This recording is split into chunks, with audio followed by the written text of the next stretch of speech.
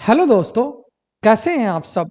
मैं आपका स्वागत करता हूं अपने नए YouTube channel government job alert पे।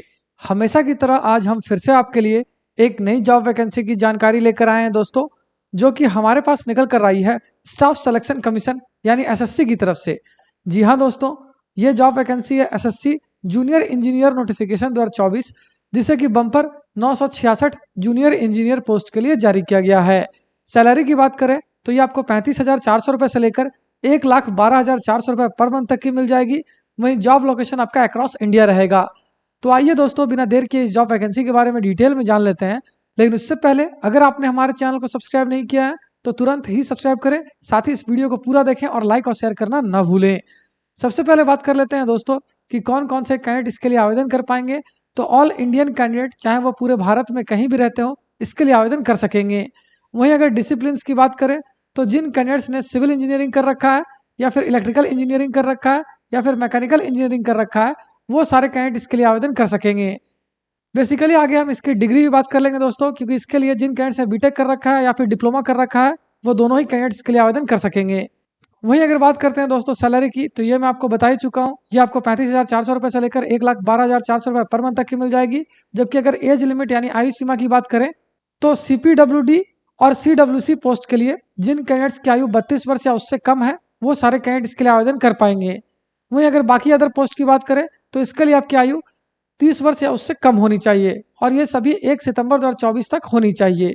वहीं अगर बात कर लेते हैं दोस्तों एज रिलैक्सेशन की, तो ओबीसी नॉन क्रीमिलियर कैंडिडेट्स को 3 साल तक का, SC/ST कैंडिडेट्स को 5 साल तक का, जबकि PH कैंडिडेट्स को 10 साल तक का एज रिलैक्सेशन दिया जाएगा।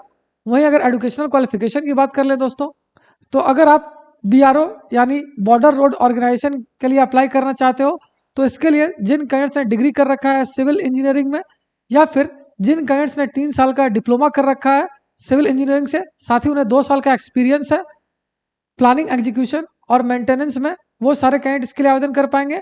वहीं अगर JEE&M पोस्ट की बात करें तो इसके लिए जिन कैंडिडेट्स ने डिग्री कर रखा है इलेक्ट्रिकल या फिर मैकेनिकल इंजीनियरिंग से, वो इसके लिए आवेदन कर पाएंगे।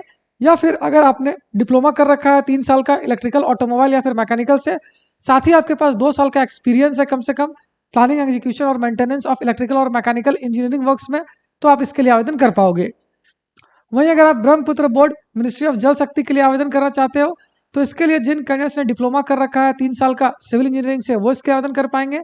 जबकि अगर आप सेंट्रल वाटर कमीशन के लिए अप्लाई करना चाहते हो, तो इसके लिए आपका BA BTech या फिर डिप्लोमा क्या होना आवश्यक है मैकेनिकल या फिर सिविल से।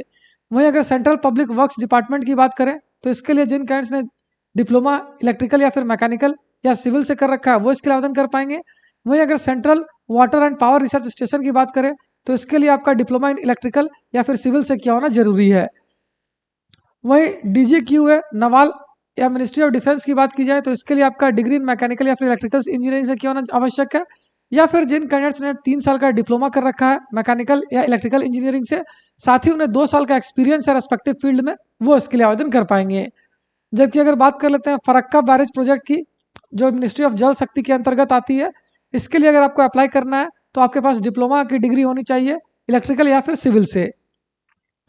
जबकि अगर मिलिट्री इंजीनियर सर्विसेज यानी MES की बात करें तो इसके लिए जिन कैंडिडेट्स ने BA BTech कर रखा है सिविल या इलेक्ट्रिकल या फिर मैकेनिकल से, वो इसके लिए आवेदन कर पाएंगे।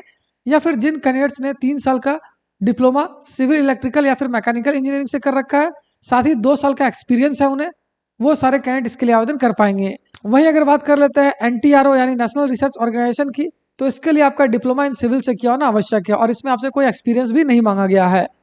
तो बेसिकली दोस्तों आपको इस टेबल में सारी जानकारी मिल जाएगी किसमें आपको एक्सपीरियंस चाहिए और किसमें एक्सपीरियंस नहीं मांगा गया है, यानी इसके लिए फ्रेशर कैंडिडेट्स भी आवेदन कर पाएंगे। अगर सिलेक्शन प्रोसीड्योर की बात करें दोस्तों, तो ये केवल एक कंप्यूटर बेस्ड एग्जामिनेशन पर डिपेंड करेगी। वहीं एप्लीकेशन फ़ी की बात की जाए तो जनरल, OBC और EWS कैंडिडेट्स को देने होंगे 100 रुपये। वहीं SC/ST, PH और फीमेल कैंडिडेट्स के लिए कोई भी आवेदन शुल्क नहीं रखा गया है, उनके लिए एप्लीकेशन फॉर्म बिल्कुल फ्री ऑफ कॉस्ट है। जबकि अगर इंपॉर्टेंट डेट्स पे नज़र डाली जाए तो इस फॉर्म को भरने की प्रक्रिया 28 मार्च 2024 से स्टार्ट हो गई है, जो कि 18 अप्रैल 2024 तक चलेगी। वैकेंसी के लिए आवेदन करने के लिए सारी इंपॉर्टेंट लिंक्स आपको इस वीडियो के डिस्क्रिप्शन में मिल जाएगी। उस पर क्लिक करके आप हमारे ऑफिशियल वेबसाइट पर विजिट कर सकते हो, जहां से आप इस फॉर्म का ऑफिशियल नोटिफिकेशन भी डाउनलोड कर पाओगे और अपने एप्लीकेशन को रजिस्टर और अप्लाई दोनों ही कर पाओगे। तो उम्मीद करता हूं दोस्तों इस शॉर्ट वीडियो में आपको सारी जानकारी अच्छे से समझ आ गई होगी। अगर फिर भी आपको कोई डाउट है या फिर कोई क्वेश्चन है तो उसे आप हमें कमेंट सेक्शन में पूछ सकते हो।